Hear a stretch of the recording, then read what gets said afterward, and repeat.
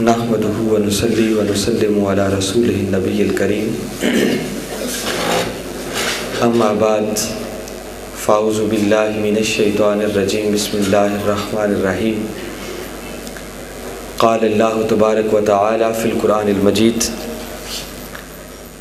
इन्नल लज़ीना यग़ुद्दूना अस्वातहुम इंदा रसूलिल्लाहि उलाइकल लज़ीना इम्तहनल्लाहु क़ुलूबहुम लित्तक़वा लहुम मग़फ़िरतुन व अज्रुन अज़ीम। सदक़ल्लाहुल अज़ीम। काबिल सद एहतराम उलमाए किराम, मुअज़्ज़ज़ मेहमानान गिरामी, कायदीन तहरीक मिनहाजुल कुरान और मुकर्रम ख़वातीन व हज़रात, अल्लाह रब्बुल इज़्ज़त का लाख लाख शुक्र है कि जिसने अपनी तौफ़ीक़ ख़ास और हुज़ूर नबी अकरम सल्लल्लाहु अलैहि व आलिहि वसल्लम के नालैन मुबारक के तसद्दुक़ से हमें दर्स इरफ़ानुल कुरान की इस नशिस्त में हाज़िर होने की सआदत अता फ़रमाई। हमारी सिलसिलावार गुफ्तगू सूरह हुजूरात के हवाले से चल रही है और आज इस सिलसिले का हमारा ये 5वां दर्स कुरान है। उन्वान गुफ्तगू के तौर पर मैंने सूरह हुजूरात की 3री आयत मुबारका की तिलावत की है, जिसके हवाले से पिछली नशिस्त में भी गुफ्तगू हुई थी, मगर आज उसी आयत करीमा का एक और अहम गोशा जिसको इन डिटेल में आपके सामने रखना चाह रहा हूँ, ताकि हम इस मैसेज और पैगाम को समझें, अपने दिलों में जगह दें और आइंदा फिर इसके मुताबिक हम अमल करने की कोशिश करें। 3री आयत करीमा का तर्जुमा कुछ यूँ है कि बारी ताला ने इरशाद फरमाया, इन्नल लज़ीना यग़ुद्दूना अस्वातहुम इंदा रसूलिल्लाहि, कि बेशक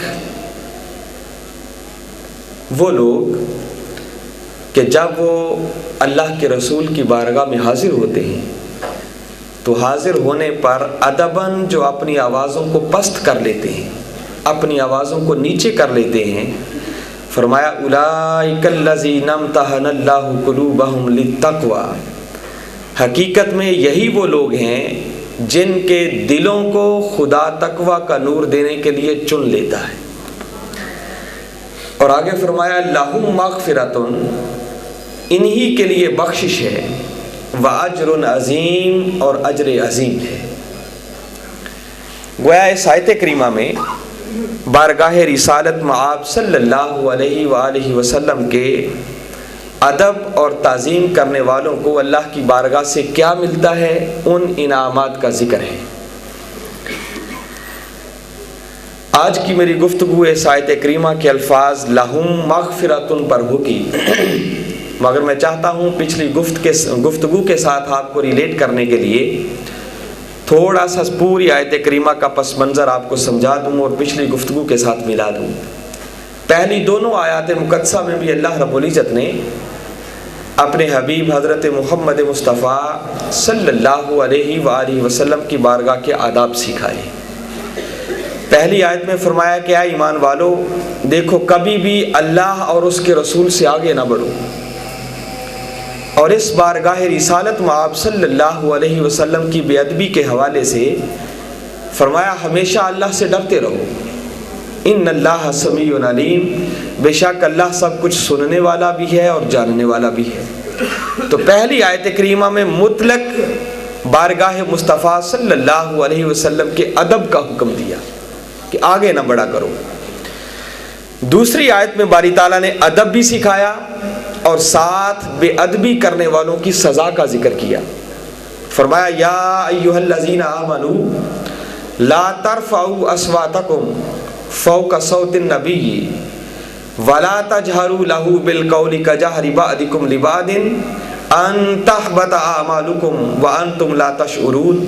फरमाया क्या ईमान वालो, देखो तुम्हारी आवाज़ भी कभी मेरे मुस्तफ़ा की आवाज़ से ऊंची नहीं होनी चाहिए और जिस तरह तुम आपस में बेतकल्लुफी से एक दूसरे को ऊंची ऊंची आवाज़ से बुलाते हो, फरमाया कहीं यूँ मेरे महबूब को आवाज़ ना देना।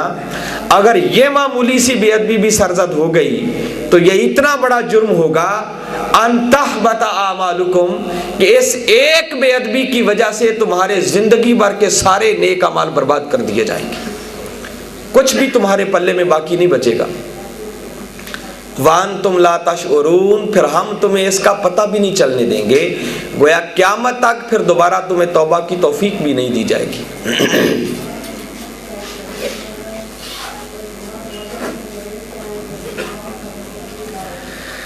और तीसरी आयत करीमा में जैसा कि मैंने अर्ज किया कि इसमें अल्लाह रब्बुल इज़्ज़त ने अब अपने महबूब के बारगाह के अदब करने वालों के इनामात का जिक्र किया है कि उनको अल्लाह की बारगाह से मिलता क्या है।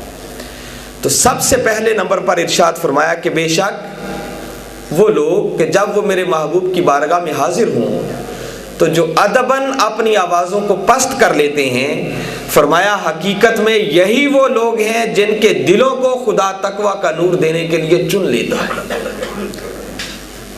और इस पर बड़ी इन डिटेल पिछली नशिस्त में मैंने गुफ्तगू की थी कि इंसान अपने हर नेक अमल के ज़रिए तकवा का मुतलाशी है कि किसी तरह उसे तकवा की दौलत मुयस्सर आ जाए, मगर वो यकीन से नहीं कह सकता कि उसको वो अमल भी अल्लाह की बारगाह में कबूल हुआ या ना हुआ। मगर इधर बारगाह मुस्तफ़ा के अदब करने की देर है, इधर वो अदब करता है, उधर खुदा खुद उसे चुन लेता है कि कहाँ है मेरे महबूब की बारगाह का अदब करने वाला बंदा, कि वो तो अदब कर चुका, अब उसके दिल को मुंतखब करके खुद तकवा के नूर से भर दिया जाए। तो खुद बारी ताला उसे तकवा का नूर और तकवा की दौलत अता कर देते हैं।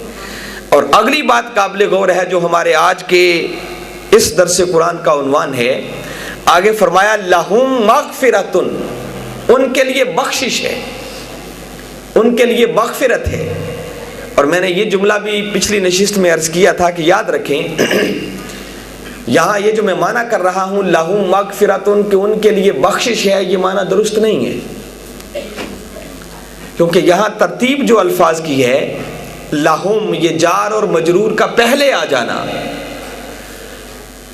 ये भी हसर का फ़ायदा देता है। ये बिल्कुल ऐसे ही है जैसे मैंने मिसाल भी दी थी कि सूरह फातिहा में अगर आप देखें तो जब हम अल्लाह रब्बुल इज़्ज़त की इबादत की बात करते हैं तो हम कहते हैं इय्याका नअबुदु, जिसका माना है कि हम तेरी ही इबादत करते हैं, ही पे जोर होता है। बिल्कुल उसी अंदाज में बारी ताला ने यहाँ फरमाया लहुम मगफिरतुन, जिसका माना है कि लोगों बख्शिश है ही सिर्फ इन्हीं के लिए। किन के लिए? जो बारगाह मुस्तफ़ा का अदब करने वाले बन जाते हैं। ये आज की हमारी गुफ्तगू का सब्जेक्ट है जिस पर मैं जोर दे रहा हूँ ताकि असल रूह को समझें, आगे पूरी गुफ्तगू इसी पर होनी है। लहुम मगफिरतुन, इसका माना ये नहीं कि इनके लिए बख्शिश है, बल्कि बारी ताला फरमा ये रहे हैं कि लोगों बख्शिश और माफ़ी मैंने बनाई ही इन्हीं के लिए है। किन के लिए? जो बारगाह मुस्तफ़ा के अदब में फना हो जाते हैं, जो मेरे महबूब का अदब अपने दिल में पैदा कर लेते हैं। फरमाया माफ़ी और बख्शिश तो हक ही सिर्फ इन्हीं का है, इसके अलावा किसी और को बख्शिश नहीं मिल सकती। और कबल इससे कि मैं इस सब्जेक्ट पर गुफ्तगू करूं, साथ ही ये बात भी आप तक पहुंचाना चाहता हूं कि ये बात ज़हन नशीं रखें कि बख्शिश ज़रूरत किसकी होती है, माफ़ी किसकी ज़रूरत है? किसी नेकोकार की ज़रूरत नहीं है। साले मुत्तकी परहेजगार शख्स जिसने कभी कोई गुनाह किया ही नहीं, उसको माफ़ी की ज़रूरत नहीं है। माफ़ी उसकी ज़रूरत है जिसने कोई गलती की हो, जिसने कोई गुनाह किया हो, जिससे कोई अल्लाह की नाफरमानी सरजद हो गई हो, उसकी ज़रूरत होती है माफ़ी और बख्शिश।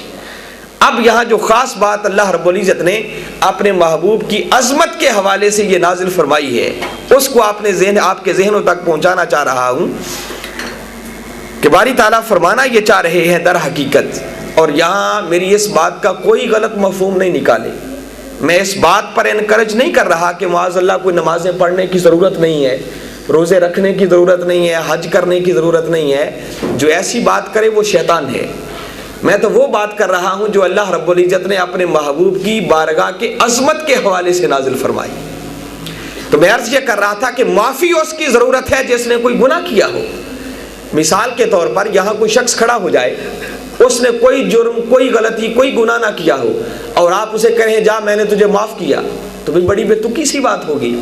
उसने गलती कोई नहीं की तो माफी किस बात पर आप उसको दे रहे हैं? तो माफी उसकी जरूरत है जिसने कोई गुनाह किया हो। तो अगर बारी ताला यहाँ ये फरमाए कि माफी और बख्शिश मैंने बनाई ही बारगाह मुस्तफ़ा का अदब करने वालों के लिए है, तो माना यह है कि प्यारे, अगर किसी से दुनिया में कोई गलती सरजद हो गई थी, कोई नमाज पढ़ने में गलती हो गई थी, रोजा रखने में कमी रह गई थी, हज करने में कोई गलती हो गई थी, या जिंदगी में कोई भूले से मेरी नाफरमानी कर बैठा था, लेकिन एक खूबी थी कि प्यारे तेरी बारगाह का अदब करने वाला था, तो फरमाया तेरे अदब के सदके उसके सारे गुनाहों को माफ कर दिया जाए। फरमाया बख्शिश और माफी तो मैंने बनाई ही प्यारे तेरे गुलामों के लिए, जो तेरे अदब में फना हो जाएगा। फरमाया अगर कोई और गलती सरजद हो गई थी तो तेरे इस अदब के सदके उनकी बाकी गलतियों और गुनाहों को भी माफ कर दिया जाएगा। और खाली माफ ही नहीं करेंगे, व अजरुन अजीम, और उन्हें अजर वो अता करेंगे जिसे खुदा खुद अजीम कह रहा है। अब जरा असल सब्जेक्ट की तरफ आप पूरी तवज्जो रखें।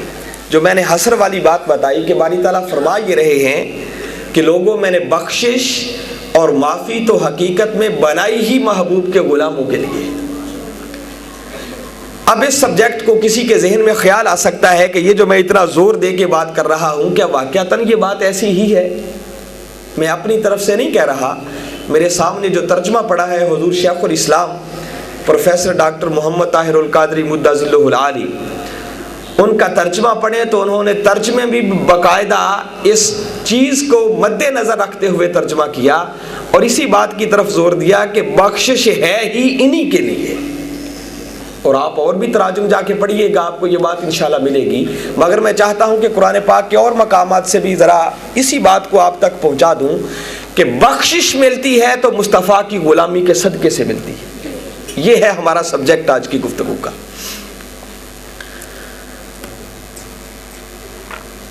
वैसे तो बहुत सारे मकामात हैं जहाँ से इस मज़मून को आपके सामने रखा जा सकता है, मगर ज़्यादा डिटेल में गए बगैर दो मकामात पॉजिटिव अंदाज में आपके सामने रखना चाह रहा हूँ और दो तीन मकामात फिर नेगेटिव अंदाज में भी रखना चाह रहा हूँ। वो पॉजिटिव और नेगेटिव की बात खुद ब खुद इंशाल्लाह आपकी समझ में आ जाएगी।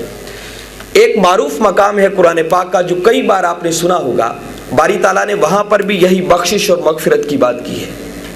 फरमाया कुल, ए मेरे हबीब मुकर्रम सल्लल्लाहु अलैहि वसल्लम, ज़रा आप अपनी मीठी मीठी ज़ुबान से ऐलान फरमा दें, इन कुंतुम तुहिब्बूनल्लाह, लोगों अगर अल्लाह से मोहब्बत करना चाहते हो तो क्या करो, फत्तबिऊनी, आओ पहले मेरी इत्तिबा करो, पहले मेरी गुलामी का पटा अपने गले में डालो, पहले मेरे कदमों के निशानों को अपना किबला और काबा बनाओ कि जब तुम मेरी इत्तिबा करना शुरू कर दोगे तो युहब्बिबकुमुल्लाह, अल्लाह खुद तुमसे मोहब्बत करना शुरू कर देगा।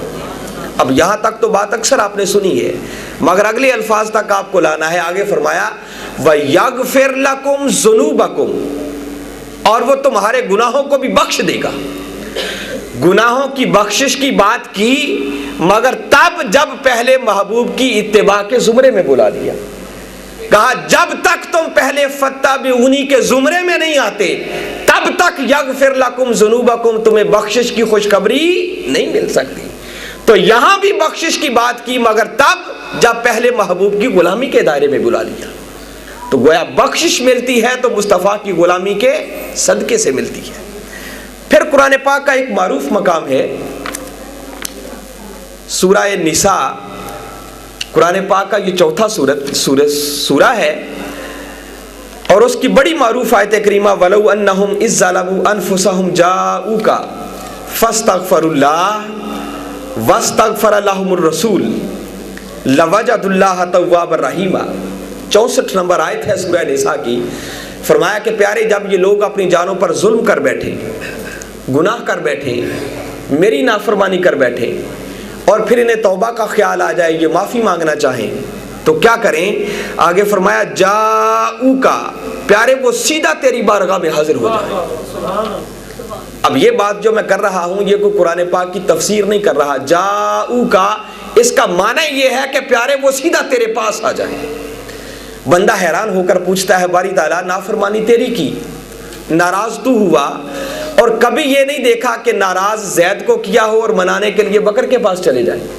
अरे जिसको नाराज किया जाए मनाने के लिए उसी के पास जाया जाता है। तो बारी ताला चाहिए तो ये था कि जब तेरी नाफरमानी हुई तो तू अपनी बारगाह में बुलाता कि लोगों मेरी मस्जिद में आ जाओ, आके अल्लाह अल्लाह करो, मैं तुम्हें माफ कर दूंगा। यूं नहीं कहा लोगों अगर मेरी नाफरमानी करके तुम मुझे नाराज कर बैठो तो क्या करो, अब बख्शिश के लिए जाऊ का सीधा मेरे महबूब के दरवाजे पे चले जाओ। मौला वहां क्यों बेचता है, अपनी बारगाह में क्यों नहीं बुलाता? कहा लोगों इसी चक्कर को तो खत्म करना चाहता हूं कि मेरा दर कोई मुस्तफा के दर से जुदा नहीं है, कि बखुदा खुदा का यही है दर, नहीं और कोई मफर मकर, जो वहां से हो यहीं आके हो, जो यहां नहीं तो वहां नहीं। कहा लोगों मेरी बारगाह कोई मुस्तफा की बारगाह से जुदा नहीं है। बंदा अल्लाह के हुक्म पर वहां चला गया, वहां जाकर अर्ज की अच्छा मौला अब तो माफ कर दे। कहा बंदे अभी भी तेरी माफी का वक्त नहीं आया, बल्कि सेम वही आयत करीमा है, आगे फरमाया फस्तगफिरुल्लाह, बस अब अल्लाह से माफी मांगो। मैं वही तर्जुमा कर रहा हूं जो कुरान पाक के अल्फाज हैं। अब जब महबूब की बारगाह में भेज लिया तो वहां भेजकर ये नहीं कहा कि अब माफी मेरे मुस्तफा से मांगो, वहां जाकर कहा फस्तगफिरुल्लाह, अब माफी कैसे मांगो? अल्लाह से मांगो। मौला बात तो पहली बड़ी अजीब थी जो समझ में नहीं आती थी। नाराज तुझे किया, मनाने के लिए तूने अपने महबूब की बारगाह में भेज दिया। अब वहां भेजने का फायदा तो तब होता कि वहां भेजकर कहता माफी मेरे महबूब से मांगो। ये नहीं कहा फस्तगफिरुल्लाह, अब माफी अल्लाह से मांगो। तो मौला यहां आकर भी तुझी से मांगना था तो वहीं मांगने देता। तू तो हर जगह पर सुनने वाला है, तेरी शान है, तू खुद कहता है कि जब मेरा बंदा मुझे पुकारता है तो उसकी पुकार को सुनता भी हूं, जवाब भी देता हूं। तो मौला जब तुझी से मांगना था तो वहीं मांगने देता। दोस्तों यहां एक खास अकीदे की बात बता दी, और बारी ताला समझाना ये चाह रहे हैं कि लोगों मांगो जब भी तो मांगो खुदा से, मगर मांगो वास्ता मुस्तफा से। कहा लोगों देता मैं ही हूं, जिसको भी मिलता है अताएं मेरी हैं, मगर मैं देता मुस्तफा के मुखड़े पे वार वार के, देता अपने महबूब के कदमों का सदका बनाकर हूं। अब जिसको जो मिलेगा वो मेरे मुस्तफा की दहलीज से मिलेगा। तो कहा जैसे फरमाया ना इन्नमा अना कासिमुन वल्लाहु युती, लोगों अताएं तो मेरे रब की हैं, आका खुद फरमाते हैं, मगर बंटती वो दरे मुस्तफा से है, बांटने वाला मैं हूं। अब जिसको भी जो भी मिलेगा वो अता मेरे मौला की होगी, मगर मिलेगी मेरे वास्ते और वसीले से मिलेगी। तो कहा लोगों मांगो जब भी तो मांगो खुदा से, मगर मांगो वास्ताए मुस्तफा से। बंदे ने अब वहां जाकर अल्लाह से माफी भी मांग ली। कहा अच्छा मौला अब तुझसे मांग लेते हैं, माफ कर दे। कहा बंदे अभी भी तेरी माफी का वक्त नहीं आया, बल्कि उसी आयत करीमा में आगे इरशाद फरमाया वस्तगफर लहुमुर रसूल, फिर उसी रसूल की बात है। हुजूर शेखुल इस्लाम मुद्दजिलहुल आली ने क्या मोहब्बत भरा तर्जुमा किया है। वो कहते हैं कि बारी ताला फिर फरमाते हैं कि बंदे अब तेरा काम खत्म हो गया, अब तू जरा एक तरफ ठहर जा, अब एक काम मुझे भी कर लेने दे। बंदा हैरान होकर पूछता है बारी ताला अब तू क्या करना चाहता है? तो जवाब मिला कि बंदे तू तो मायूस हो के मेरी रहमत से भी दूर भागा जा रहा था। जिस महबूब की बारगाह में तुझे इतनी दूर से खींच कर लाया हूं, अब जरा मुझे भी तो उस महबूब के मुखड़े को तक लेने दे कि वो भी तेरी सिफारिश के लिए दो मीठे बोल बोलता है या नहीं बोलता। कहा वस्तगफर लहुमुर रसूल, अगर उस रसूल ने भी तेरी बख्शिश की सिफारिश कर दी तो लवजदुल्लाह तव्वाबर रहीमा, मुझे अपनी इज्जत की कसम वहीं खड़े खड़े मुझे तव्वाब भी पालोगे, मुझे रहीम भी पालोगे। तुम्हारी तौबा भी कबूल हो जाएगी और रहमतों से भी झोलियां भर भर के तुम्हें वापस भेजूंगा।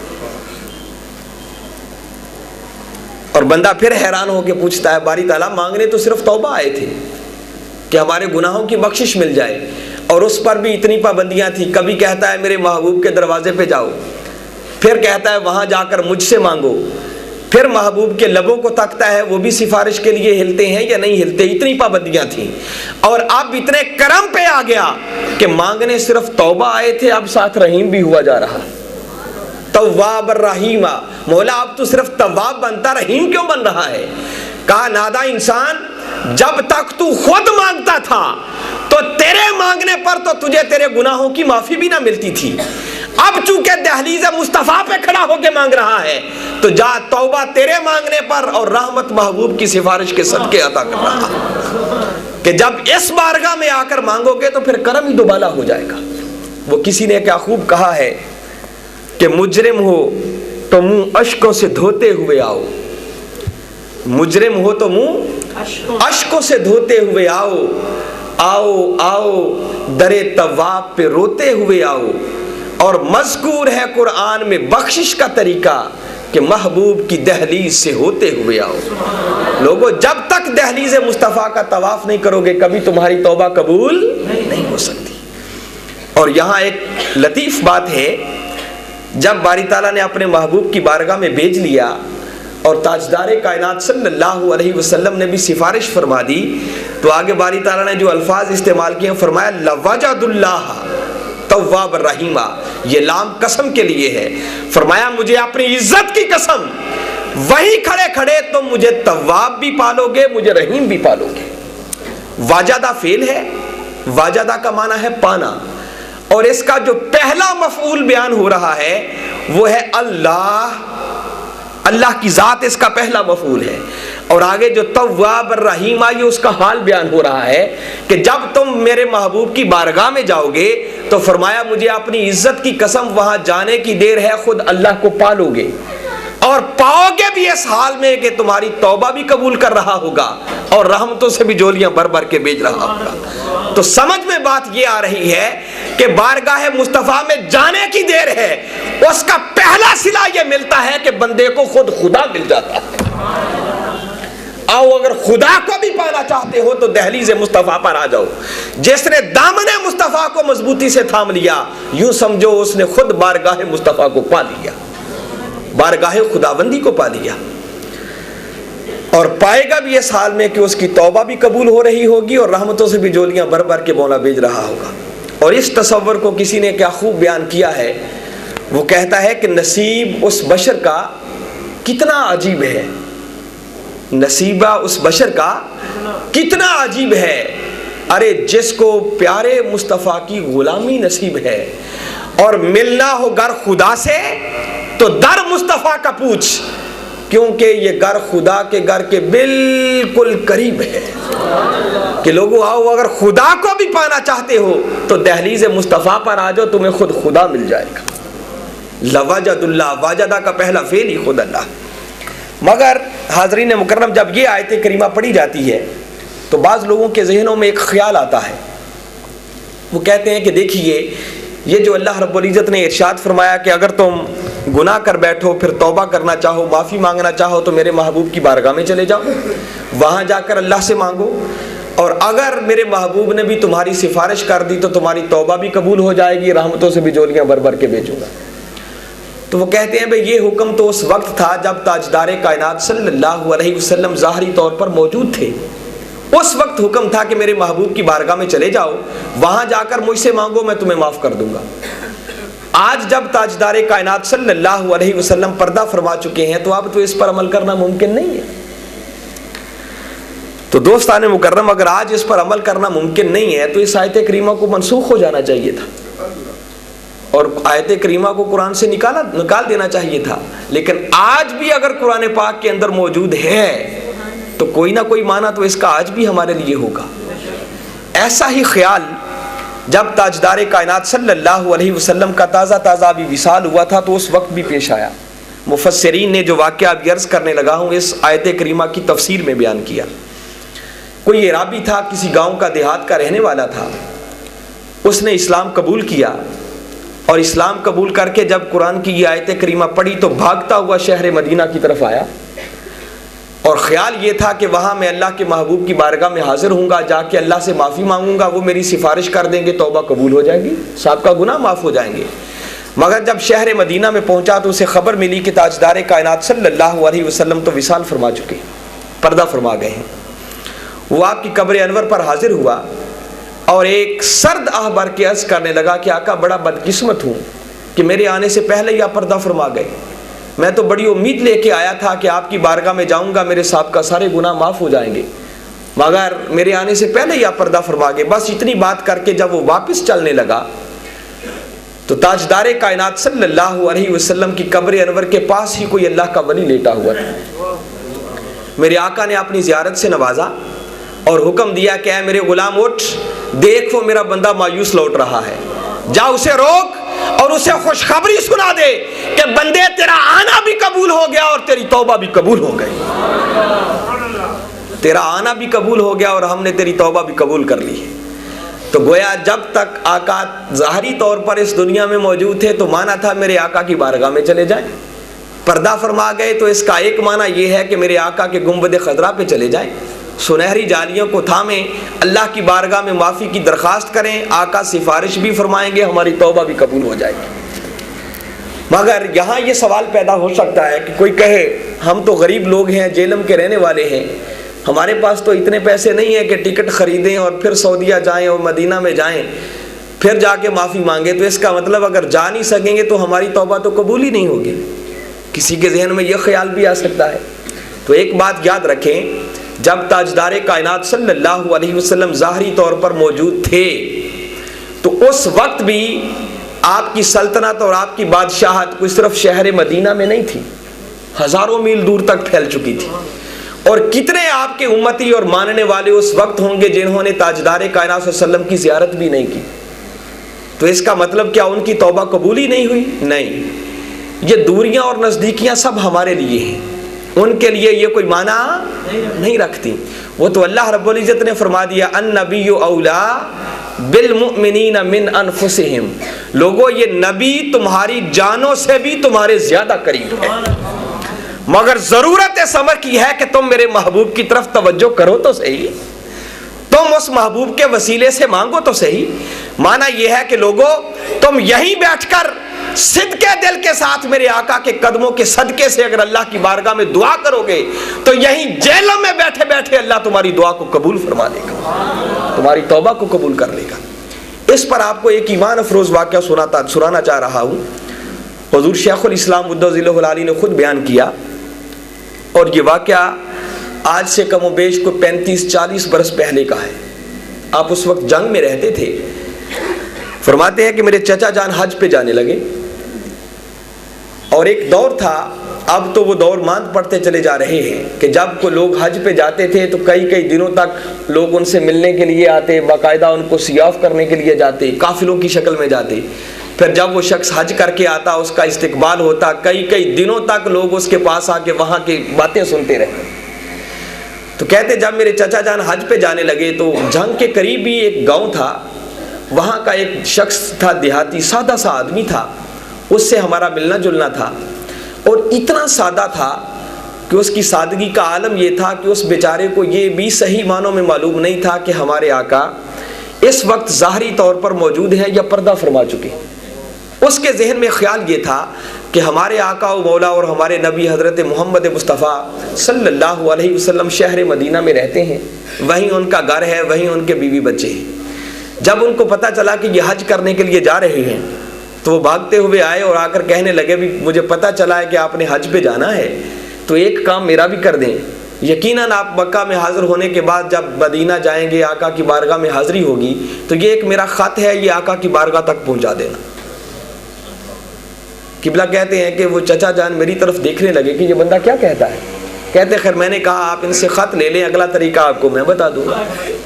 वो शख्स जब वापस जाने लगा तो वापस जाते हुए रुक के फिर कहता है कि देखिए कहीं ऐसा ना हो कि जब आप आका के घर जाएं, दरवाजे पे दस्तक दें और आका घर में मौजूद ना हो, कोई बच्चा बाहर निकले, आप ख़त किसी बच्चे को दे दें तो बच्चे बच्चे होते हैं वो गुम कर देंगे। मेरी ताकीद है कि ख़त सीधा हुजूर के हाथों में जाकर देना है। यूँ ताकीद कर रहा है। हुजूर शेखुल इस्लाम फरमाते हैं कि मैंने कहा ऐसा ही होगा, मगर अगर इजाज़त हो तो क्या हम तेरा ख़त खोल के पढ़ लें? उसने कहा जी आपसे क्या पर्दा, आपने पढ़ना है तो पढ़ भी लें। हुजूर शेखुल इस्लाम फरमाते हैं जब हमने ख़त खोल के पढ़ा तो जैसे आम ख़त लिखा जाता है, किसी से लिखवाया होगा उसने, तो हम जैसे किसी को मुखातब करते हैं तो ऊपर उसने ताजदार कायनात सल्लल्लाहु अलैहि वसल्लम को मुखातब किया हुआ है। अस्सलामु अलैकुम के बाद लिखा कि मैं आपका एक ग़ुलाम हूँ, उम्मती हूँ, जंग के इलाके में एक दूर दराज गाँव में रहता हूँ, इतने मेरे पास पैसे नहीं है कि मैं आपकी बारगाह में हाजिर हो सकूं। अल्लाह ने मुझे एक ही बेटा दिया है, बड़ा नाफरमान है, पढ़ने के लिए भी नहीं जाता, आप हमारे नबी हैं, अल्लाह की बारगाह में दुआ कर दें कि मौला मेरे बेटे की तकदीर बदल दे। नीचे वस्सलाम आपका गुलाम ने नाम लिखा और ख़त बंद कर दिया। ये ख़त था। कायदे मोहतरम फरमाते हैं कि चाचा जान हज पे गए और मैंने गुजारिश की कि जब आप बारगाह मुस्तफ़ा सल्लल्लाहु अलैहि वसल्लम में हाज़िरी दें तो आपका काम सिर्फ इतना है कि इस ख़त को किसी तरह सुनहरी जालियों में डाल दें, बस आगे फिर ख़त जाने और ख़त वाला जाने, आगे हमारी जिम्मेदारी नहीं है। बस कहते हैं ऐसा ही हुआ, चाचा जान ने किसी तरह वो ख़त वहाँ पहुँचा दिया। जब सारा सफ़र करके हज करके पलट के वापस आए तो अब लोग मुबारक देने के लिए आ रहे हैं। जब उस शख्स को पता चला कि हज करके वापस आ गए हैं तो वो भागता हुआ आया, उसने आकर हज की मुबारकबाद में दी और कहने लगा आपका बड़ा बड़ा शुक्रिया, आपने मेरा काम कर दिया। उधर खत आका के हाथों में पहुंचा, इधर मेरे बेटे की तकदीर बदल गई, इधर मेरे बेटे की तकदीर बदल गई। तो दोस्तों बताना ये चाहता हूं कि ये दूरियां और नजदीकियां सब हमारे लिए हैं, उनके लिए ये कोई माना नहीं रखती। वो तो आज भी सदाएं दे रही है कि नादा झोली ही तेरी तंग है, हमारे यहाँ कमी नहीं। तो यही बैठकर सिद्ध के दिल के साथ मेरे आका के कदमों के सदके अल्लाह की बारगाह में दुआ कर, बारी ताला यहीं बैठे बैठे तेरे सारे गुनाहों को माफ फरमा देगा। मगर शर्त एक ही है कि मिलेगा उसे जो बारगाह मुस्तफ़ा के तवस्सुल से मांगेगा, जो मेरे आका के वसीले का मुनकिर हो और कहे इस वसीले की कोई हाजत नहीं है, वो लाख अल्लाह से मांगता रहे, उसकी दुआ कभी कबूल नहीं हो सकती। इस नुक्ते पर मैं आपकी तवज्जो चाहता हूँ। ये दो मकामात मैंने आपको पढ़ के सुनाए, और भी बहुत सारे मकामात थे। ये पॉजिटिव अंदाज में जो बारी ताला ने हुक्म दिया कि बख्शिश मिलेगी तो मेरे महबूब के कदमों के सदके से मिलेगी। अब अगर किसी के जहन में यह ख्याल आए कि भाई बख्शना तो अल्लाह ताला ने है और हम उसी के बंदे हैं, अगर कोई शख्स ताजदार कायनात सल्लल्लाहु अलैहि वसल्लम के वसीले का इनकार कर दे और कहे मैं इस वसीले को नहीं मानता, वास्ते को नहीं मानता, मैं सीधा अल्लाह से मांगता हूं, तो क्या फिर अल्लाह उसे माफ़ी अता नहीं करेगा? ये एक सवाल है जो जहनों में पैदा हो सकता है। तो आइए इसका जवाब भी खुद कुरान पाक से लेते हैं।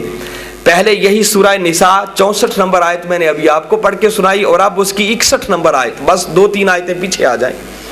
फरमाया वा इज़ा कीला लहुम तालो इला मा अनज़लल्लाहु व इलर रसूल राइतल मुनाफिकीना यसुद्दूना अनका सुदूदा।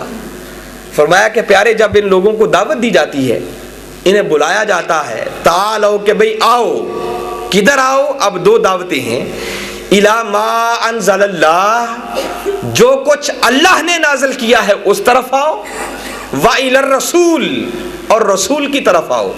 दो दावतें हैं कि भाई अल्लाह की तरफ भी आओ और उसके रसूल की तरफ भी आओ। मगर होता क्या है? फरमाया राइतल मुनाफिकीना, प्यारे तू देखेगा कि जो मुनाफिक लोग हैं, मुनाफिक का लफ्ज है राइतल मुनाफिकीना यसुद्दूना अनका सुदूदा, कि प्यारे वो मुनाफिक अल्लाह की बारगाह की तरफ तो भाग भाग के आते हैं, मगर प्यारे जब तेरे दर की बात आती है तो सर फेर देते हैं, इनकार कर देते हैं। माना यह है कि लोगों जो वास्ता मुस्तफ़ा को छोड़कर सीधा खुदा की तरफ जाने की बात करेगा, उसे बख्शिश मिलना तो बड़ी दूर की बात, अल्लाह की नजर में उससे बड़ा मुनाफिक और कोई नहीं है। और मुनाफिक वो है जो काफिर से भी बदतर होता है। मगर नहीं, मैं इससे भी ज्यादा एक अहम मकाम और है जिसमें बात ही ये मगफिरत की, बख्शिश की और मुनाफिकीन की है। कुरान पाक का एक सूरा है, सूरा मुनाफिकून, 63वां सूरा है, और उसकी आयत नंबर 5, बिल्कुल वही अल्फाज जो अभी मैंने तिलावत किए। फरमाया वा इज़ा कीला लहुम तालो, जब इन लोगों से कहा जाता है, इन्हें दावत दी जाती है कि भाई आओ, अब मुनाफिकों की बात हो रही है, और उन मुनाफिकों को जब कहा जाता है कि भाई आओ, अगर तुम भी बख्शिश चाहते हो तो दरे मुस्तफ़ा पर आ जाओ, क्योंकि असूल एक है, जिसकी मेरा महबूब सिफारिश कर देगा उसकी बख्शिश हो जाएगी। और ये जो मैं अल्फाज कह रहा हूं ना कि तुम भी मेरे रसूल की बारगाह में आओ ताकि वो तुम्हारी बख्शिश की सिफारिश कर दें, ये जुमले में अपनी तरफ से नहीं कह रहा, कुरान के अल्फाज सुने। फरमाया वा इज़ा कीला लहुम तालो, जब इन लोगों से कहा जाता है कि भाई आओ, यस्तगफिर लकुम रसूलुल्लाही, ताकि अल्लाह का रसूल तुम्हारी बख्शिश की सिफारिश कर दे। तुम्हारे लिए अल्लाह की बारगाह से इस्तिग़फ़ार करे, मग़फ़िरत तुम्हारे लिए तलब करे, तुम्हारी बख्शिश की सिफारिश कर दे, तो क्या होता है? फरमाया लव्वाउ रऊसहुम, तो प्यारे ये अपना सर फेर देते हैं, इनकार कर देते हैं। वरअयतहुम यसुद्दून वहुम मुस्तकबिरून, और आप देखते हैं कि ये गुरूर करते हैं, तकब्बुर करते हैं और कहते हैं कि मुआज़ल्लाह क्या हम भी बख्शिश के लिए उसी के पास जाएं जो दिन में खुद 100 मरतबा माफ़ी मांगता है? यूं गुरूर और तकब्बुर करते हुए तेरी बारगाह में आने से इनकार कर देते हैं। और ये आयत करीमा जो भी मैंने पढ़ी, ये बिलखुसूस अब्दुल्ला बिन उबई रईसुल मुनाफिकीन, जो मुनाफिकों का सरदार था, उसकी मज़म्मत में उसका हाल बयान करते हुए नाजिल हुई कि जब ऐसे बदबख्तों को कहा जाता है कि तुम भी मेरे महबूब की बारगाह में आओ, अगर उन्होंने सिफारिश कर दी तो तुम्हारी बख्शिश हो जाएगी, तो क्या कहते हैं? ये नीचे इमाम तबरी ने तफसीर कशाफ में, तफसीर नसफी में, तफसीर बगवी में, तफसीर खाजन में, इन तमाम तफसीर के अंदर इस आयत के शान नज़ूल में यह वाक़या बयान हुआ। और हुज़ूर शेखुल इस्लाम ने अपने हाशिये के अंदर इस चीज़ को नकल कर दिया। वो कहते हैं कि वो बदबख्त क्या कहता, वो यूं गरूर और तकब्बर करता, कहता कि देखो अब कलमा तो पढ़ चुका हूँ, नमाजें भी पढ़ता हूँ, रोजे भी रखता हूँ, ज़कात भी देता हूँ, सब कुछ करता हूँ, तो क्या ज़रूरी है कि बख्शिश के लिए भी उनकी बारगाह में जाऊँ? यूं गरूर और तकब्बर करते हुए बारगाह मुस्तफ़ा में जाने से इनकार कर देता कि वो भी तो हम जैसा इंसान है ना, बख्शना तो अल्लाह ने है, अब सब कुछ तो कर रहा हूँ, तो अब सीधा अल्लाह से क्यों ना मांगूं, अब उनके पास क्यों जाऊँ? फरमाया यूं जाने से इनकार कर देते हैं। तो बारी ताला क्या फिर तू ऐसे लोगों को बख्श देगा? अब अगली आयत नंबर 6 जो है सूरह मुनाफिकीन की, मुनाफिकून की आयत नंबर 6, आगे फरमाया सवाउन अलैहिम, ऐसे बदबख्तों के लिए बराबर है, अस्तगफरत लहुम, कि प्यारे तू उनकी बख्शिश की सिफारिश कर, अम लम तस्तगफिर लहुम, या उनकी बख्शिश की सिफारिश न कर, लन यगफिर अल्लाहु लहुम, अल्लाह उन्हें हरगिज हरगिज नहीं बख्शेगा। उनकी बख्शिश का तसव्वुर ही कोई नहीं है। और ये जो मैं हरगिज पे जोर दे रहा हूं, ये भी अपनी तरफ से नहीं है, ये कुरान पाक के अल्फाज हैं, लन यगफिर अल्लाहु लहुम। जब मुजारे पर लन दाखिल हो जाए तो नफी की ताकीद का माना देता है। माना ये नहीं है कि अल्लाह उन्हें नहीं बख्शेगा, बल्कि माना है कि प्यारे जो तेरे दर पे आने से इनकार करेगा उसकी बख्शिश का कोई तसव्वुर नहीं है। तू उनकी सिफारिश कर या ना कर, किसी सूरत में भी उसकी बख्शिश नहीं होगी। ये सूरह मुनाफिकून थी। और इसी अब्दुल्ला बिन उबई के हवाले से सूरह तौबा कुरान पाक का 9वां सूरा है और उसकी आयत नंबर 80, उसमें बारी ताला ने फिर इसी तसव्वुर को बयान किया और वहां बात यह की कि इस्तगफिर लहुम, प्यारे तू इनकी बख्शिश की सिफारिश कर, औ ला तस्तगफिर लहुम, या इनकी बख्शिश की सिफारिश न कर। और आगे फरमाया इन तस्तगफिर लहुम 70 मर्रतन, और प्यारे अगर तू 70 मरतबा भी इनकी बख्शिश की सिफारिश करेगा, फलन यगफिर अल्लाहु लहुम, तो बस अल्लाह इन्हें हरगिज हरगिज हरगिज नहीं बख्शेगा। 3 ताकीदात के साथ बारी ताला ने यहां पर यह इनकार कर दिया। फरमाया प्यारे तू उनकी सिफारिश कर या सिफारिश ना कर, और अगर तू 70 मरतबा भी उनकी बख्शिश की सिफारिश करे, और याद रखें यहां 70 का लफ्ज़ 70 के अदद के लिए नहीं है, बल्कि कसरत को जाहिर करने के लिए है, जिसका माना है कि प्यारे अगर तू करोड़ मरतबा भी उनकी बख्शिश की सिफारिश करे तो तेरे कहने पर भी उनकी किसी सूरत में बख्शिश नहीं होगी। उनकी बख्शिश का कंसेप्ट ही कोई नहीं है। ये 2 मकामात मैंने आपको नेगेटिव अंदाज वाले भी बताए, जो कहते हैं ना सीधा ही अल्लाह से मांगने, रसूल के पास जाने की क्या जरूरत है, तो क्या उनकी बख्शिश होगी? बारी ताला ने वाज़े 2 लफ्जों में फरमा दिया उनकी बख्शिश का कोई तसव्वुर नहीं है। मगर ये जो 2 मकामात मैंने आपको पढ़ के सुनाए, समटाइम्स मैं ये साथ ही साथ इसलिए ये बातें एंटरटेन करता जा रहा हूँ कि जो सवालात यहाँ से उठने के बाद आपके जहनों में आने हैं ना, मैं चाहता हूँ वो भी आपके सामने रख के उनका भी जवाब देता जाऊँ। बाज़ लोग जब इन आयात करीमा को पढ़ते हैं तो वो कहते हैं देखिए बारी ताला ने तो यहाँ खुद कह दिया कि प्यारे तू सिफारिश कर या ना कर, और 70 मरतबा तो क्या अगर तू करोड़ मरतबा भी सिफारिश करे तो तेरे कहने पर भी नहीं छोड़ूंगा, नहीं बख्शिश होगी। इन आयात को पढ़ के कुछ लोग हमारे भाई वो कहते हैं देखिए जब बारी ताला ने खुद कह दिया कि आपकी सिफारिश पर भी नहीं छोड़ूंगा, तो कहाँ गया तुम्हारा तवस्सुल का तसव्वुर, शफाअत का तसव्वुर, बख्शिश का तसव्वुर? तुम कहते हो बख्शिश मिलेगी तो मुस्तफ़ा के कदमों के सदके से मिलेगी, हुजूर की सिफारिश के सदके से मिलेगी। कुरान तो खुद कह रहा है कि तू सिफारिश कर या ना कर, और तू 70 मरतबा भी सिफारिश करे तो तेरे कहने पर भी नहीं छोड़ूंगा।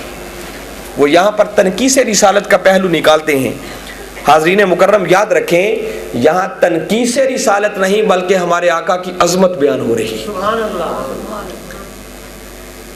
इसको अगर आपने एक मिसाल के जरिए समझना हो तो हुजूर शेखुल इस्लाम ने बड़ी प्यारी मिसाल दी।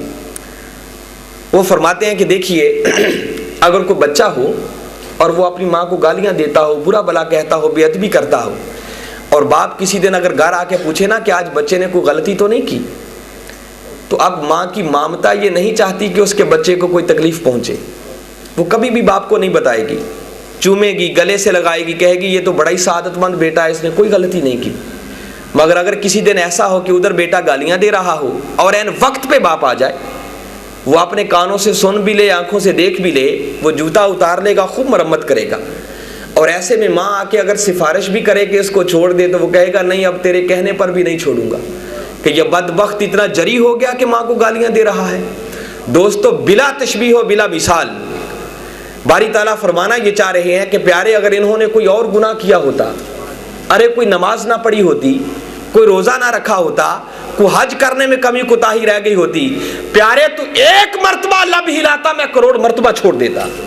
यहां बात मेरी नहीं है बल्कि बात तेरी है कि इन बदबख्तों से कहा यह था कि बख्शिश चाहते हो तो तुम भी दहलीज मुस्तफा पर चले जाओ।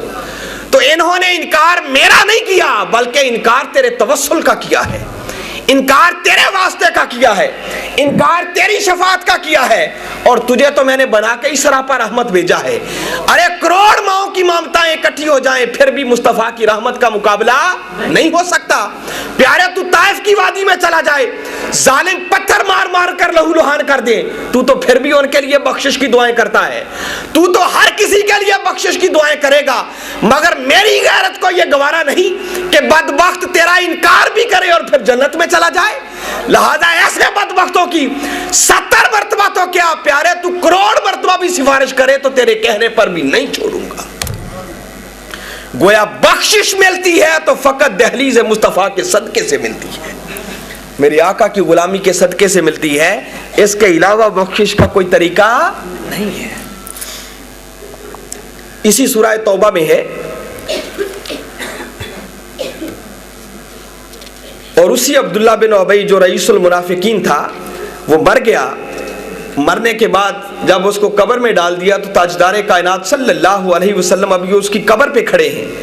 अल्लाह रब्बुल इज्जत ने वही भेज दी, ला तकुम अला कब्र ही, फरमाया मेरे प्यारे हबीब इसकी कब्र पे खड़ा ना हो, जरा पीछे हट जा। बाज दोस्त जब ये अल्फाज पढ़ते हैं तो वो कहते हैं देखिए माज़अल्लाह अगर नबी को गैब का इल्म होता तो नबी कब्र पे खड़ा ही क्यों होता, खुद ही हट जाता।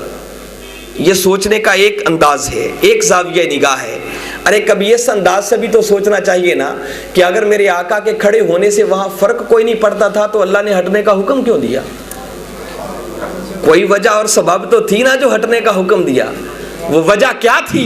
वजह सिर्फ यह थी कि बारी ताला फरमाना ये चाह रहे हैं कि प्यारे जो मुनाफिक था, बदबख्त था, दुनिया में तेरी बेअदबी करता रहा, गुस्ताखी करता रहा, तो दुनिया में रहते हुए तो मैंने इसे कहा कुछ नहीं, क्योंकि मेरा वादा है कि मा कान अल्लाहु लियुअज़्ज़िबहुम व अंत फ़ीहिम, कि अल्लाह की ये शान ही नहीं है कि प्यारे तू भी हो और तेरे होते हुए इन पर अज़ाब आ जाए। तेरे मुखड़े के सदके मैंने इसे कहा कुछ नहीं। आज मर के कब्र में पहुंचा है, इसको इसकी बदअमालियों की सजा देना चाहता हूं, मगर प्यारे जब तक तू खड़ा है तेरे कदमों का सदका इस पर अजाब नहीं उतर सकता। तू जरा पीछे हट ताकि इस पर अल्लाह का अजाब उतरे और इसे पता चले कि मेरे महबूब की शान में गुस्ताखी कैसे की जाती है। दोस्तों, दुनिया के अंदर अगर बख्शिश मिलेगी तो वो भी मुस्तफ़ा के कदमों के सदके से मिलेगी, और कब्र के अंदर अगर किसी का अजाब टलेगा तो वो भी गुलामी मुस्तफ़ा के सदके से टलेगा। इसके अलावा बख्शिश का कोई और तरीका नहीं है। और इसी पर अब आपको एक ऐसी मारूफ बात बताना चाह रहा हूं जो आप में से हर किसी ने सुनी होगी, मगर इस पर तवज्जो कब जाती है, और हदीस मुबारका की हर किताब के अंदर आपको ये रिवायत मिल जाएगी।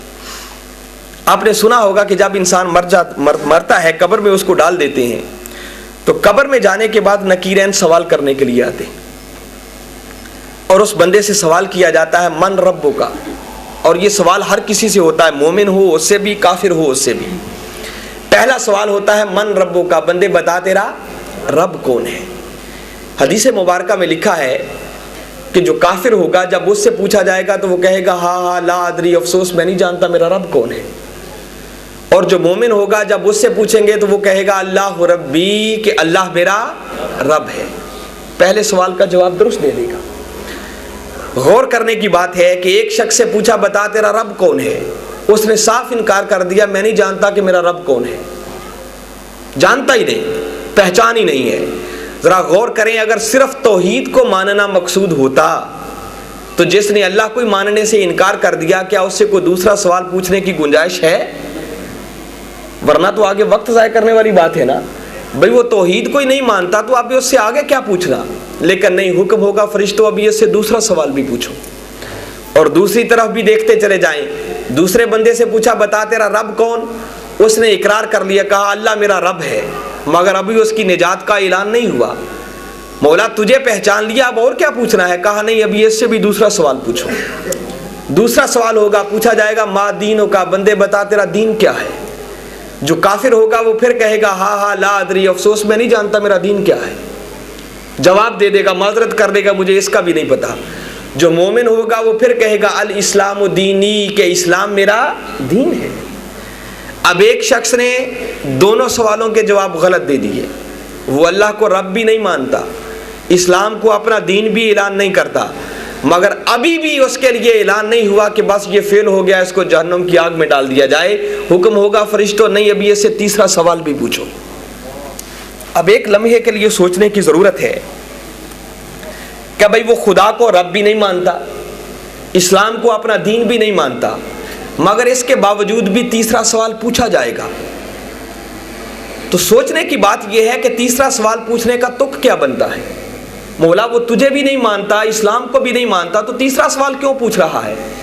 तीसरा सवाल पूछने की लॉजिक एक ही बनती है, अगर फिर भी पूछा जाएगा और पूछा जाएगा, एक ही लॉजिक और तुक बनता है पूछने का कि फरिश्तों कोई बात नहीं, अगर मेरी पहचान नहीं है तो दरगुजर कर देंगे, अगर इस्लाम का भी पता नहीं है तो छोड़ देंगे।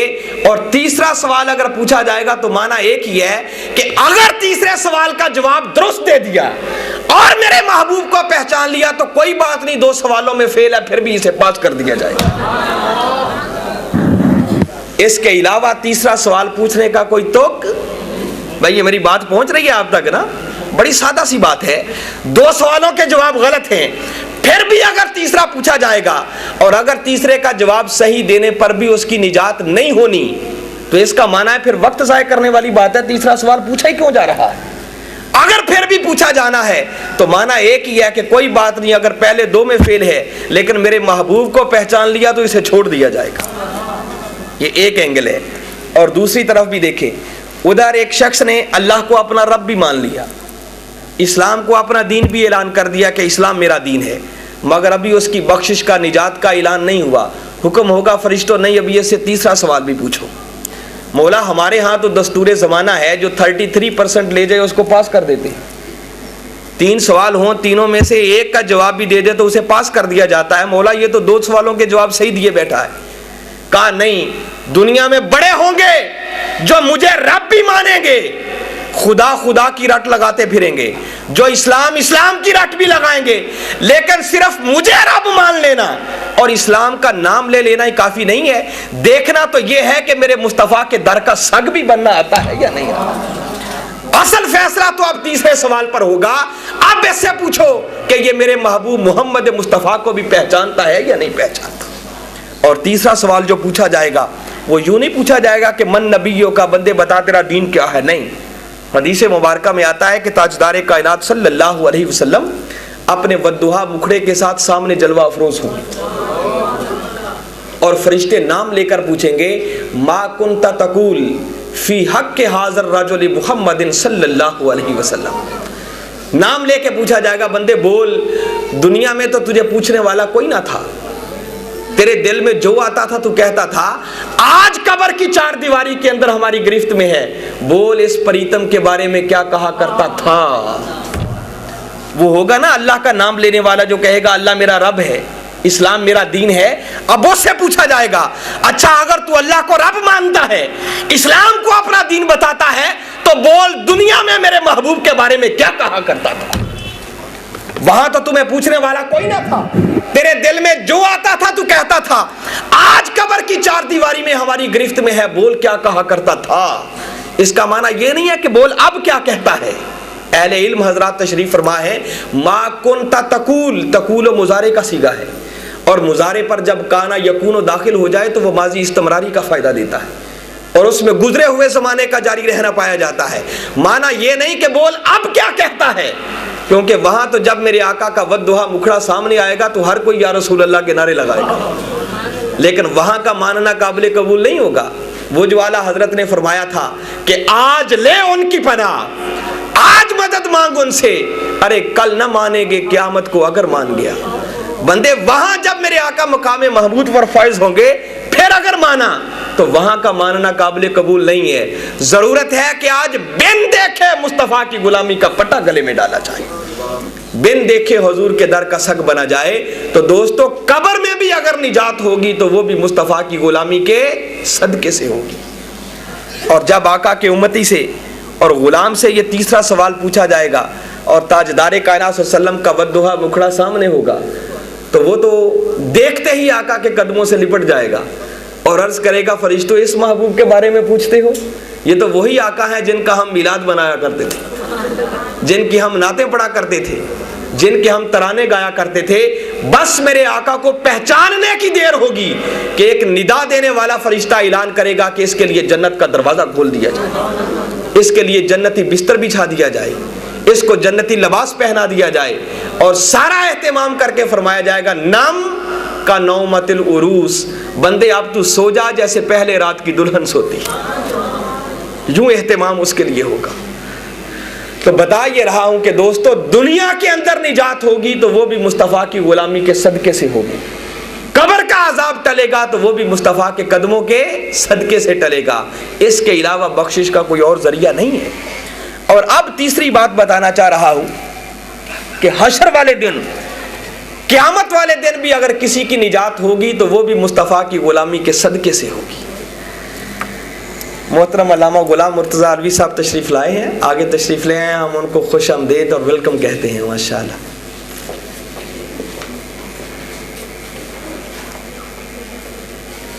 मरकज़ी सीनियर नायब नाज़िम दावत अल्लामा गुलाम मुर्तज़ा अलवी साहब माशाअल्लाह। तो मैं अर्ज़ ये कर रहा था कि जहां भी बख्शिश मिलेगी वो आका के वसीले और तवस्सुल से मिलेगी। अब क़यामत वाले दिन की मैं बात बताना चाह रहा हूं ताकि वो उक़दा भी हल हो जाए कि हशर वाले दिन भी अगर निजात होगी तो वो भी हुजूर के कदमों के सदके से होगी। वाक़या मारूफ है, आप डिटेल में मैं नहीं जाना चाह रहा। कई बार आपने सुना होगा कि जब हशर का दिन होगा, सूरज सवा नेज़े पे आ जाएगा, बड़ा नफ्सा नफ्सी का आलम होगा, हर किसी को अपनी अपनी पड़ी होगी। और क़यामत का दिन वो है कि जिस दिन से बढ़कर तौहीद के आश्कार होने का कोई और वक्त नहीं है। आज तो खुदा दिखाई नहीं देता ना, मगर क़यामत वाला दिन वो है कि जिस दिन खुदा सामने होगा, नज़र आ रहा होगा, अल्लाह रब्बुल इज़्ज़त सामने जलवा अफरोज़ होंगे। मगर हदीस मुबारका में लिखा है जब अजीब कैफियत होगी तो किसी की मजाल नहीं होगी कि सीधा अल्लाह से कह सके कि मौला जल्दी जल्दी हिसाब ले ले ताकि यहाँ से तो छुट्टी मिले। लोग क्या करेंगे, इकट्ठे होंगे और इकट्ठे होकर हज़रत आदम अलैहिस्सलाम की बारगाह में जाएंगे और जाकर उनसे कहेंगे आप अल्लाह के पहले नबी हैं, ज़रा मौला से इतनी गुजारिश कर दें कि मौला जल्दी जल्दी हिसाब ले ले ताकि यहाँ से तो छुट्टी मिले, आगे तो जो होना सो होना है। जब आदम अलैहिस्सलाम की बारगाह में जाएंगे, अब देखिए वो मैं बात जो अब शुरू से आपके जहन में बिठा रहा हूँ कि आज कुछ लोग कहते हैं ना कि सीधा अल्लाह से मांग लेना चाहिए। भाई आज तो खुदा दिखाई नहीं देता, को वास्ते की बात करे तो फिर भी समझ में आती है। तो क़यामत का दिन वो है जिस दिन खुदा सामने होगा, मगर उस दिन भी लोग सीधा अल्लाह से नहीं कहेंगे। हदीस मुबारका में लिखा है वो इकट्ठे होकर आदम अलैहिस्सलाम की तरफ जाएंगे और जाके कहेंगे आप अल्लाह से हमारी सिफारिश करें कि जल्दी से हमारा हिसाब ले लें। और वो भी आगे से ये नहीं करेंगे कि लोगों ये क्या गलती कर रहे हो, मेरे पास क्यों आते हो, जाओ खुदा सामने बैठा है, खुदा से बात कर लो। नहीं कहेंगे, क्योंकि हर कोई जानता है कि मिलेगा तो किसी वसीले से मिलेगा, अल्लाह की तरफ नहीं भेजेंगे। वो ये कहेंगे कि लोगों आज अल्लाह बड़े जलाल में है, आज मेरी मजाल नहीं है कि कुछ कह सकूं, चलो मैं भी तुम्हारे साथ चलता हूं, उम्मत को भी ले लेंगे और कहेंगे चलो मिलकर हजरत इब्राहीम अलैहिस्सलाम की बारगाह में चलते हैं। वो अल्लाह के खलील हैं, उनसे कहते हैं हमारी सिफारिश कर दें। वहाँ आ जाएंगे, जब उनसे कहेंगे तो वो भी कहेंगे लोगों आज मेरी मजाल भी नहीं है कुछ कह सकूँ, चलो मैं भी साथ चलता हूँ, उम्मत को भी ले लेंगे और कहेंगे चलो मिलकर हज़रत मूसा अलैहिस्सलाम की बारगाह में चलते हैं। वो कलीमुल्लाह हैं, तूर पे जाकर बड़ी बातें किया करते थे। आज उनसे गुजारिश करते हैं ज़रा एक थोड़ी सी बात आज भी करें ना। उनके पास आ जाएंगे, जब उनसे गुजारिश करेंगे तो वो भी कहेंगे लोगों आज मेरी हिम्मत भी नहीं है, आज अल्लाह बड़े जलाल में है, देखिए सीधा खुदा की तरफ कोई नहीं भेज रहा। वो भी चल पड़ेंगे साथ, कहेंगे चलो मैं भी चलता हूँ और मिलकर हज़रत ईसा अलैहिस्सलाम के पास चलते हैं। वो रूहुल्लाह है, शायद वो कोई सिफारिश कर सके। वहाँ आएंगे, उनसे जब कहेंगे तो वो आगे से जवाब देंगे लोगों आज मजाल मेरी भी नहीं है कि कुछ कह सकूँ, मैं भी चलता हूँ। सब लोग इकट्ठे हो जाएंगे और कहेंगे चलो अब मिलकर मोहम्मद मुस्तफ़ा सल्लल्लाहु अलैहि वसल्लम के दरवाजे पे चलते हैं। 5 अंबिया किराम के नाम आते हैं हदीस मुबारका में, और मेरा विजदान ये कहता है कि असल में 5 के पास ही नहीं जाएंगे, जाएंगे हर नबी के दरवाजे पर। अब 1,24,000 का नाम लिखने लगते तो पूरी किताब चाहिए थी इसके लिए। अल्लाह ने 5 जो उलुल अज़म अंबिया किराम थे उसका तो जिक्र हदीस मुबारका में सराहत से कर दिया। एक्चुअली हर नबी के पास जाएंगे ताकि सारे नबी भी इकट्ठे हो जाएं, उनकी उम्मतें भी इकट्ठी हो जाएं, सब जमा होंगे। और जब सारे इकट्ठे हो जाएंगे और ईसा अलैहिस्सलाम की बारगाह में जाएंगे तो वो कहेंगे आओ अब सारे मिलकर मोहम्मद मुस्तफ़ा सल्लल्लाहु अलैहि वसल्लम के दरवाजे पे चलते हैं। चले अगर सबसे भूल हो गई थी तो मेरे आका की बारगाह में जब गए थे तो चाहिए था ना आका ही उनकी इस्लाह फरमा देते और कहते लोगों मेरे पास क्या लेने आए हो, जाओ खुदा सामने बैठा है, सीधी खुदा से बात करो। दुनिया में तो बड़ा कहते थे सीधा अल्लाह से मांगेंगे हम, आज भी बात करो, मगर आका भी ये नहीं फरमाएंगे और कोई और आगे दरवाज़ा भी नहीं होगा जिधर भेजेंगे। तो जो मेरे आका जवाब देंगे वो बड़े सुनहरी हरूफ से अपनी दिल की तख्तियों पर लिखने वाला है। 2 अल्फाज हैं जो आका फरमाएंगे, हजूर फरमाएंगे अना लहा, बोले सारे क्या फरमाएंगे हजूर? लोगों हाँ अब तुम सही मकाम पर पहुंचे हो, ये मनसब मेरा है कि आज तुम्हें खुदा से कुछ लेकर दूं। सब लोग फिर एक तरफ रुक जाएंगे, ताजदार कायनात सल्लम उठेंगे, आएंगे और अल्लाह की बारगाह के सामने सरबसजूद हो जाएंगे, सजदे में गिर पड़ेंगे। और जब आका सजदे में जाएंगे तो बारी ताला फरमाएंगे इरफा रासक, महबूब जरा सर तो उठा, कुल तुस्मा अलग, प्यारे बोल तुम्हें सुना जाएगा, सल तोता, प्यारे मांग तुम्हें अता किया जाएगा, वशफा तुशफ़ा, प्यारे तू सिफारिश कर, जिस जिसकी करेगा छोड़ते चले जाए। और हुजूर शेखुल इस्लाम वो कहते हैं लोगों वो मुहिब और महबूब की बात है, ये रूखा रूखा तर्जमा अच्छा नहीं लगता। कहते हैं जब उस वक्त अल्लाह रब्बुल इज़्ज़त अल्लाह की बारगाह के सामने सरबसजूद होंगे और बारी ताला जब सजदे से उठाएंगे ना और फरमाएंगे इरफा रासक, तो इसका माना है बारी ताला कहेंगे प्यारे जरा मुखड़ा तो दिखा, कुल तुस्मा लक, प्यारे बोल तुम्हें सुनने को दिल चाहता है, सल तोता, प्यारे मांग आज तेरी झोलियां भर दी जाएंगी, वशफा तुशफ़ा, और तू जिस जिस की सिफारिश करेगा प्यारे तेरे कहने पर हम छोड़ते चले जाएंगे। मेरे आका सजदे से सर उठाएंगे, अर्ज करेंगे मौला कुछ ऐसे गुनाहगार हैं जिनके लिए जहन्नुम का फैसला हो चुका है, चाहता हूं जन्नत में चले जाएं। बारी ताला फरमाएंगे प्यारे तू खुद जा, एक लिमिट मुकर्रर हो जाएगी और अपने हाथों से निकाल निकाल के उन्हें जन्नत में भेज के आ। मेरे आका जाएंगे, उनको भेज आएंगे, आके फिर सजदे में गिर जाएंगे, हत्ता के 3 सजदे होंगे। कितने सजदे होंगे? और हर बार आप हदीस को उठा के देखिए, हर मुहद्दिस ने ये अल्फाज नकल किए कि मेरे आका जितनी बार सरबसजूद होंगे बारी ताला के तकल्लुफात में कमी नहीं आएगी। हर बार फरमाएंगे इरफा रासक, प्यारे जरा मुखड़ा तो दिखा, कुल तुस्मा लक, प्यारे बोल तुम्हें सुनने को दिल चाहता है, मांग आज तेरी झोलियां भर दी जाएंगी। हर बार यही अल्फाज नकल है। देखिए ना दुनिया के अंदर अगर बच्चा को जिद करे ना तो वालिदैन पहली बार बड़ा चूम के गले से लगा के उसकी बात को मान लेते हैं। अगर थोड़ी देर बाद वो फिर वही जिद करे तो मुमकिन है उसकी बात मान ली जाए, लेकिन पहले वाले तकल्लुफात बाकी नहीं रहेंगे। अगर तीसरी बार फिर वही जिद करे